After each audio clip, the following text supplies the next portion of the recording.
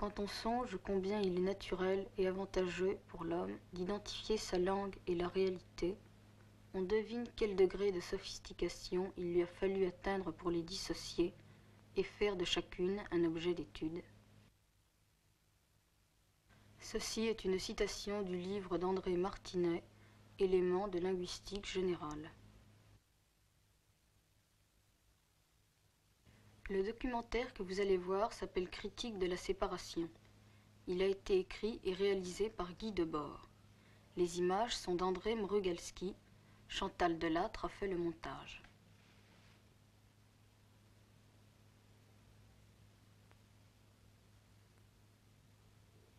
Ce film, achevé au mois de février 1961, est produit par la Dansk Fransk Experimental Film Company.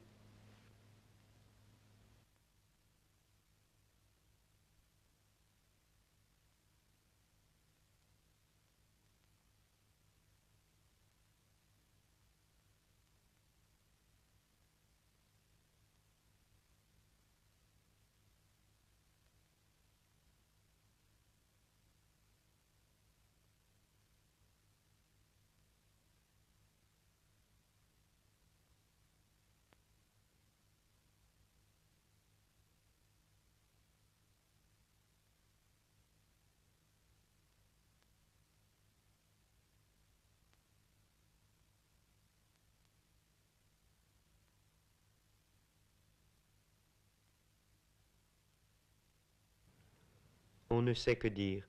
La suite des mots se refait et les gestes se reconnaissent en dehors de nous. Bien sûr, il y a des procédés maîtrisés, des résultats vérifiables. C'est très souvent amusant.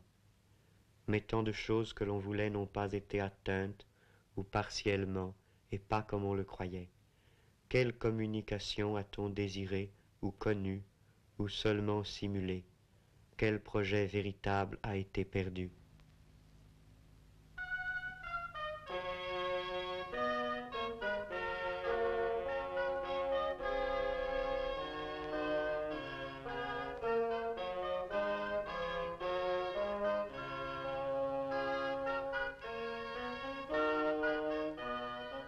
Le spectacle cinématographique a ses règles qui permettent d'aboutir à des produits satisfaisants.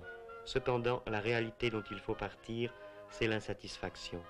La fonction du cinéma est de présenter une fausse cohérence isolée, dramatique ou documentaire, comme remplacement d'une communication et d'une activité absente. Pour démystifier le cinéma documentaire, il faut dissoudre ce que l'on appelle son sujet.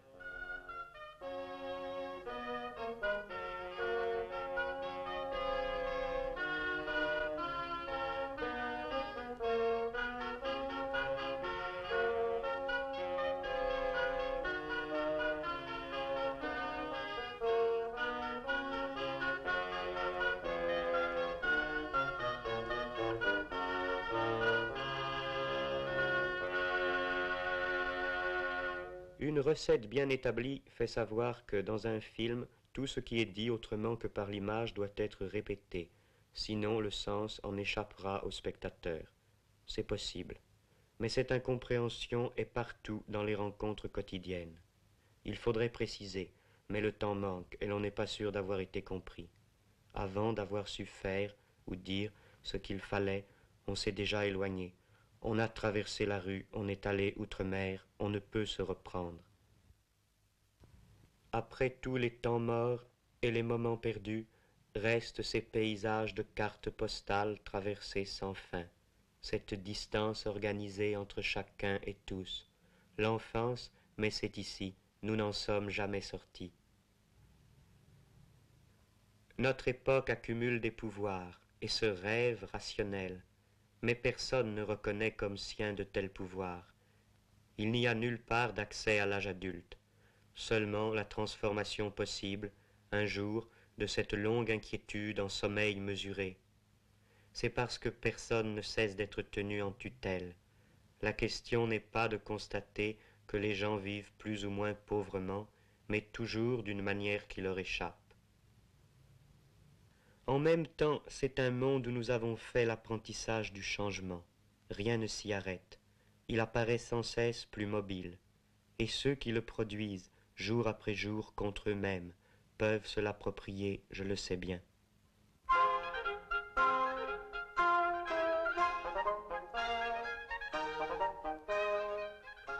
La seule aventure, disions-nous, c'est contester la totalité, dont le centre est cette façon de vivre, où nous pouvons faire l'essai mais non l'emploi de notre force. Finalement, aucune aventure ne se constitue directement pour nous. Elle participe d'abord, en tant qu'aventure, de l'ensemble des légendes transmises, par le cinéma ou autrement, de toute la pacotille spectaculaire de l'histoire.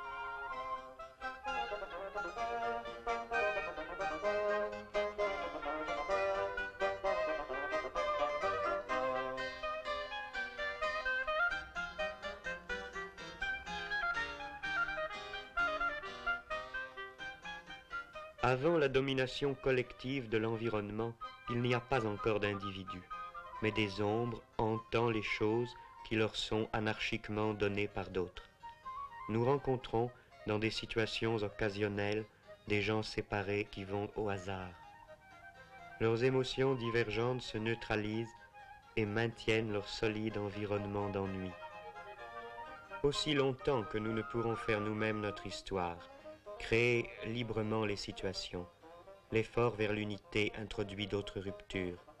La recherche d'une activité centrale en vient à constituer quelques spécialisations nouvelles.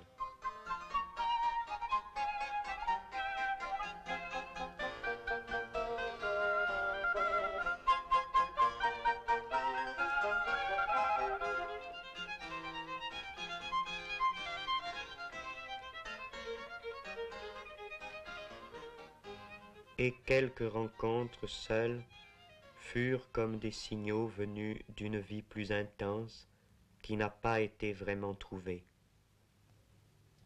Ce qui n'a pu être oublié reparaît dans les rêves. À la fin de ce genre de rêve, dans le demi-sommeil, les événements sont encore tenus pour réels un bref instant. Et les réactions qu'ils appelleraient se précisent plus exactement, plus raisonnablement, comme, tant de matin, le souvenir de ce que l'on a bu la veille. Ensuite vient la conscience que tout est faux, que ce n'est qu'un rêve, qu'il n'y a pas de fait nouveau, pas de retour vers cela, pas de prise. Ces rêves sont des éclats du passé non résolu.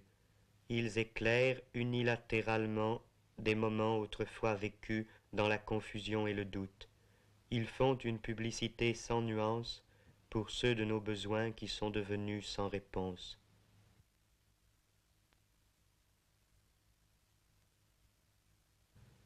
Voici la lumière du jour et des perspectives qui, maintenant, ne signifient plus rien.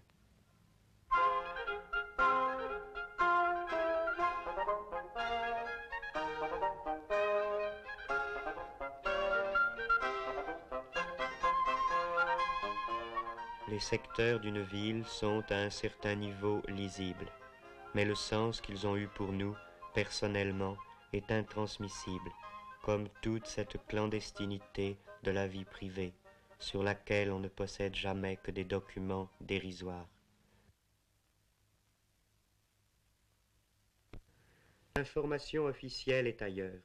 La société se renvoie sa propre image historique seulement comme l'histoire superficielle et statique de ses dirigeants, ceux qui incarnent la fatalité extérieure de ce qui se fait. Le secteur des dirigeants est celui-là même du spectacle. Le cinéma leur va bien. D'ailleurs, le cinéma propose partout des conduites exemplaires, fait des héros, sur le même vieux modèle que ceux-ci, avec tout ce qu'ils touchent.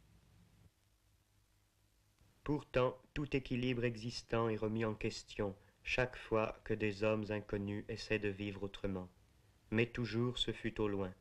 On l'apprend par les journaux, par les actualités. On reste à l'extérieur de ceci, comme devant un spectacle de plus. Nous en sommes séparés par notre propre non-intervention. C'est assez décevant quant à nous-mêmes. À quel moment le choix a-t-il tardé? Quand l'occasion a-t-elle été manquée? Nous n'avons pas trouvé les armes qu'il fallait, nous avons laissé faire.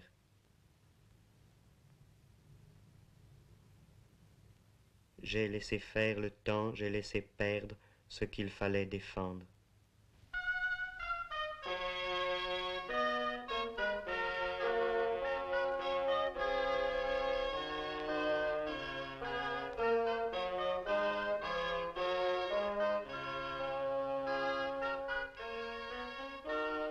Cette critique générale de la séparation contient évidemment et recouvre quelques données particulières de la mémoire, une peine moins reconnue, la conscience d'une indignité moins explicable.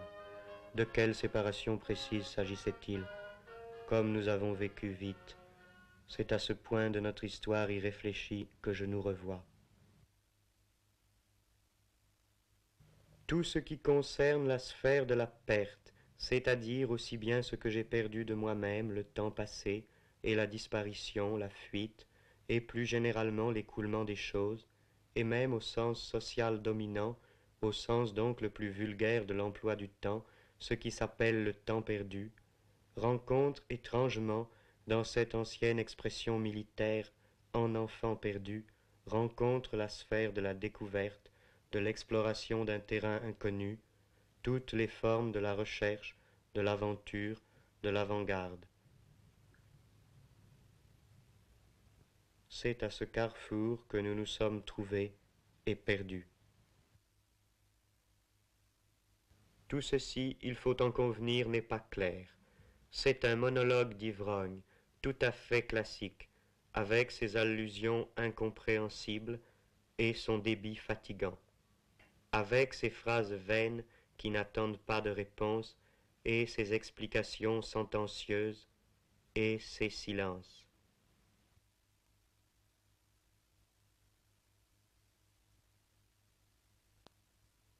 La pauvreté des moyens est chargée d'exprimer sans phare la scandaleuse pauvreté du sujet. Généralement, les événements qui arrivent dans l'existence individuelle telle qu'elle est organisée, ceux qui nous concernent réellement et exigent notre adhésion, sont précisément ceux qui ne méritent rien de plus que de nous trouver spectateurs distants et ennuyés, indifférents. Au contraire, la situation qui est vue à travers une transposition artistique quelconque est assez souvent ce qui attire, ce qui mériterait que l'on devînt acteur, participant. Voilà un paradoxe à renverser, à remettre sur ses pieds. C'est cela qu'il faut réaliser dans les actes, et ce spectacle du passé fragmentaire et filtré, idiot, plein de bruit et de fureur, il n'est pas question de le transmettre maintenant, de le rendre, comme on dit, dans un autre spectacle ordonné, qui jouerait le jeu de la compréhension réglée et de la participation. Non. Toute expression artistique cohérente exprime déjà la cohérence du passé, la passivité.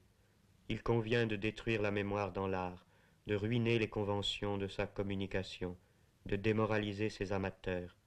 Quel travail! Comme dans la vision brouillée de l'alcool, la mémoire et le langage du film se défont ensemble. À l'extrême, la subjectivité malheureuse se renverse en une certaine sorte d'objectivité, un document sur les conditions de la non-communication.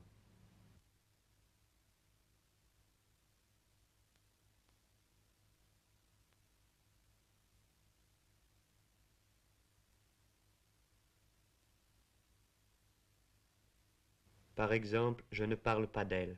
Faux visage, faux rapport.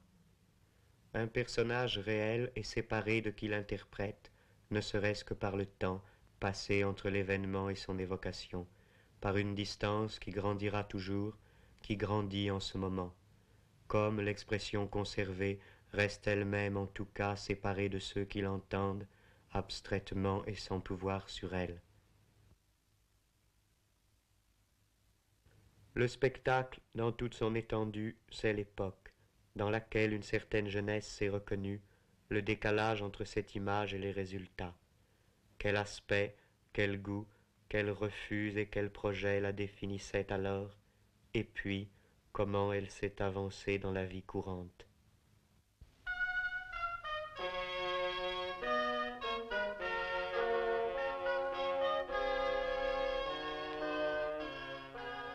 On n'a rien inventé, on s'adapte avec quelques nuances dans le réseau des parcours possibles. On s'habitue, semble-t-il.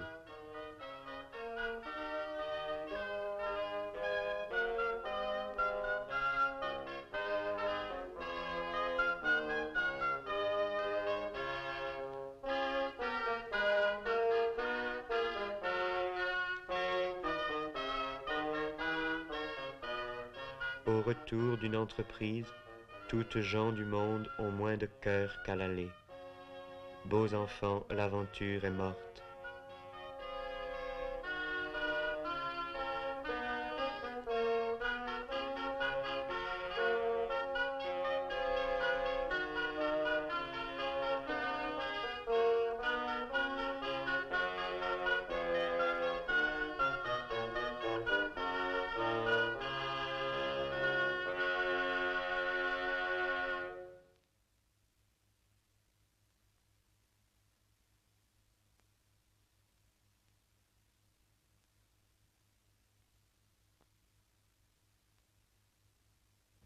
Qui résistera? Il faut aller plus loin que cette défaite partielle, bien sûr. Et comment faire?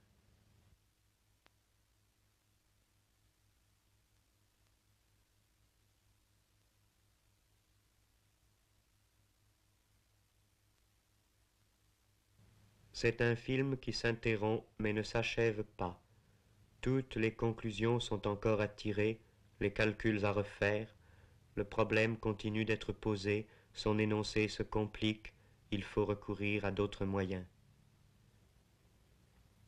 Ce message informel, de même qu'il n'avait pas de raison profonde de commencer, de même n'en a pas de finir. Je commence à peine à vous faire comprendre que je ne veux pas jouer ce jeu-là.